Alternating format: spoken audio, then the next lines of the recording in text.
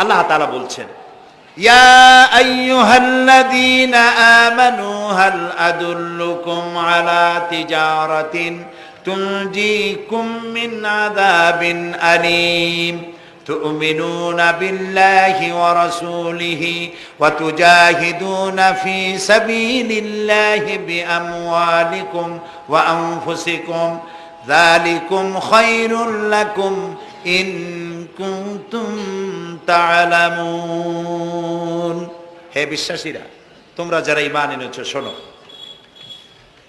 হাল আদুল্লুকুম আলা তিজারাতিন, আমি কি তোমাদেরকে এমন একটি ব্যবসার কথা বলবো না যে ব্যবসায় তোমাদেরকে জাহান্নামের কঠিন শাস্তি থেকে তোমাদেরকে রক্ষা করবে?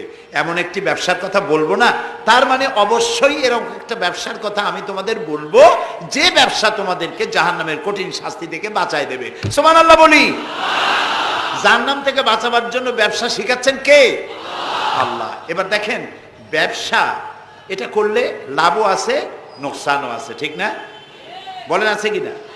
লস অ্যান্ড প্রফিট এর মধ্যে থাকবে।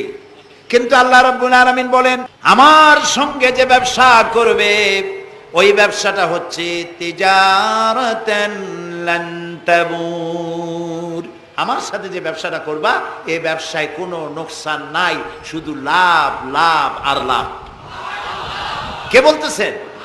তো মানুষ লাভ খুব ভালো বোঝে এবং লাভের দিকে মানুষ ঝোঁকে বেশি।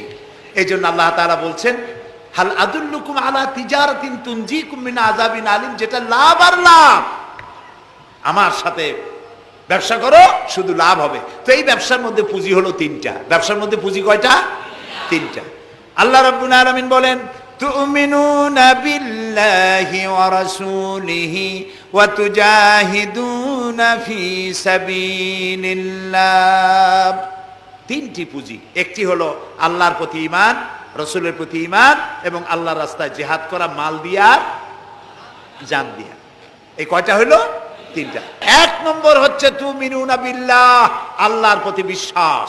কোরআনে কারীমের ছোট্ট একটি সূরায় আল্লাহ তাআলা তার নিজের জাত সম্পর্কে এভাবে বলেছেন, কুল হুয়াল্লাহু আহাদ আল্লাহুস সামাদ লাম ইয়ালিদ ওয়া লাম ইউলাদ ওয়া লাম ইয়াকুল লাহু কুফুয়ান আহাদ। আল্লাহ তাআলা বলেন, বলো হে নবী আপনি বলুন, আল্লাহ এক এবং একক, তিনি কারো মুখাপেক্ষী নন, তিনি কাউকে জন্ম দেন নাই, তাকেও কেউ জন্ম দেয় নাই। দুনিয়া এই আকাশে এবং জমিনে তার সমকক্ষ কেউ নাই। তিনি এক, তিনি একক, তিনি ছিলেন, তিনি আছেন এবং তিনি থাকবেন। লাইসা কামিসলিহি শাইউন, তার মতো কেউ নাই।